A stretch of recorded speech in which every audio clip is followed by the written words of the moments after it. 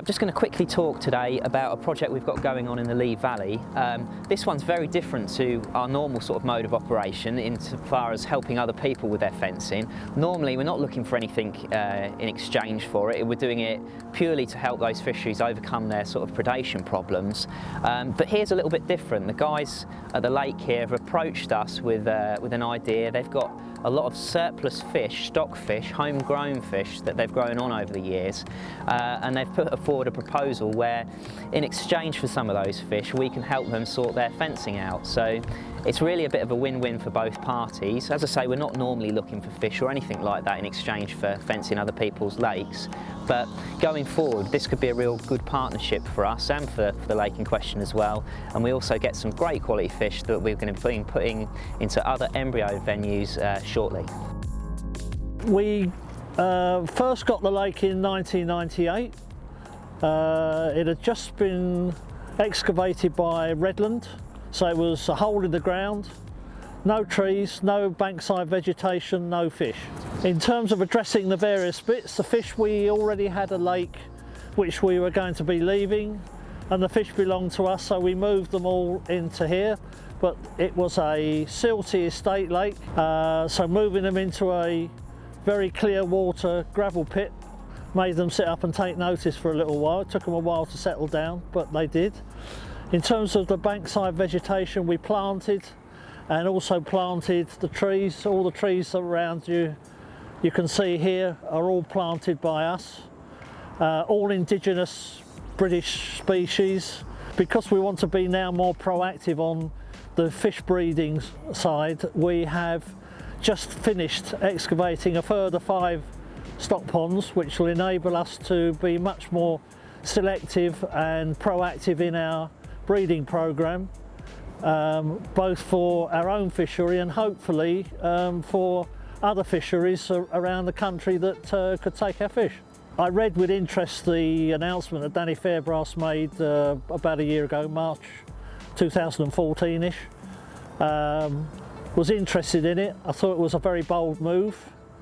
I know a lot of people were sceptical, but he clearly meant what he said. We had a look at the sort of template that he set out, and we felt that we fitted in really well with it, so we approached what is now Embryo.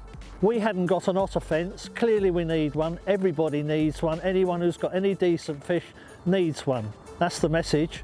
You've got to be proactive about it. They don't just appear. You've got to work at it. You've got to find some way of paying for it. That can be either purely, putting in some of your own money.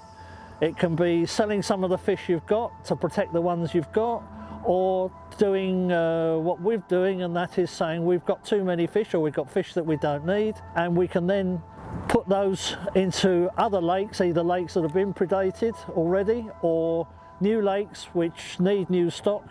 Our fish have been health checked, they're all in perfectly good condition, so it's a great way of us being able to help the community, fishing community at large, by helping with this problem, and it's a problem that won't go away, so off you go. Well, the company's called Otter Stock Limited. They called it that for obvious reasons, and basically the service is providing otter fencing to protect fisheries for the future. We vary our service. Sometimes we'll do a supply only, so if somebody wants to try and take the job on themselves, we can supply them the raw materials. We'll do full installations, including everything that needs to be done, and we'll do part and part. I mean, budget's obviously a key thing for everybody, and we're very keen just to help fisheries get their fences up. And there's quite a lot that they can do, that we can teach them to do, and we can actually put the fence up and leave them to do things like covering the ground skirt, putting brackets on, things like that, which otherwise they'd have to pay for.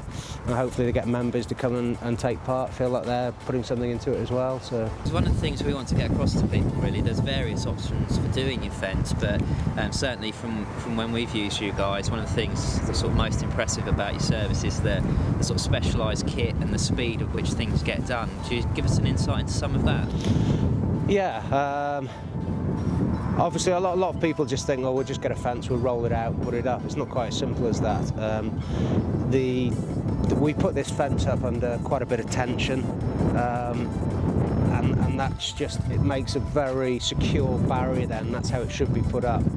I've seen people that have just put this up and rolled it out. It's all wavy and bent, and that's generally because they don't have the tools or the know-how how to put it up. So, I mean, that's fine. It still works. Aesthetically, this looks much better when it's put up properly.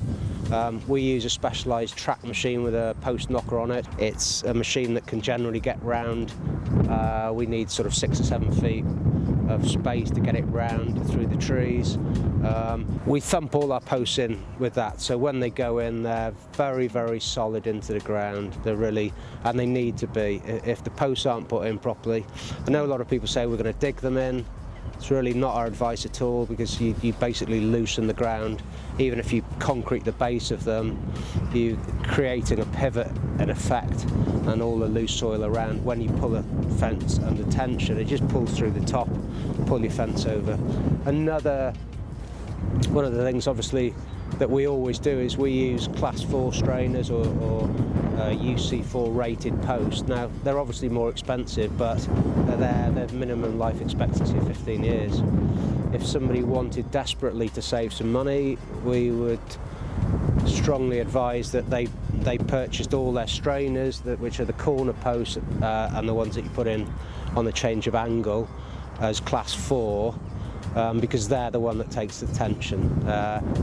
If an intermediate post such as that broke and you bought cheap ones of those, you could just bang in another one by hand and staple it up. So there is an opportunity there. It's not something I like to do, and most clients we work with realise that if they're going to be putting a fence up, if you do it right to start with, then you know, it will last you a lot longer, and it'll be more cost effective long term as well.